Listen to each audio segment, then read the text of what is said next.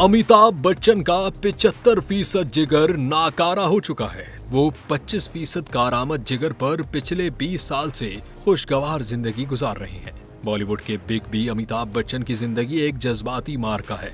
एक ऐसी कहानी जिसने न सिर्फ फिल्मी पर्दे पर बल्कि अवामी शऊर में भी गहरे नुकूश छोड़े हैं। 1982 में फिल्म कूली की शूटिंग के दौरान अमिताभ बच्चन को एक संगीन हादसा पेश आया, जिसके बाद उन्हें तकरीबन 60 बोतलें खून की लगाई गई। उनमें से एक खून देने वाले में हेपेटाइटिस बी वायरस मौजूद था, जो उस वक्त तशखीस होने से कासिर रहा। वक्त गुजरता रहा, लेकिन अमिताभ बच्चन को ये मालूम नहीं था कि उनका जिगर आहिस्ता आहिस्ता नाकारा हो रहा है। तकरीबन 20 साल बाद 2005 में तिब्बी मुआयने से मालूम हुआ कि अमिताभ बच्चन का तकरीबन 75% जिगर तबाह हो चुका था।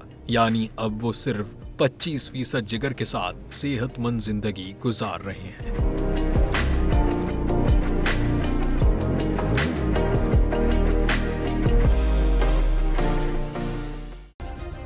सब्सक्राइब करें और बेल दबाएं ताकि कोई खबर रह न जाए।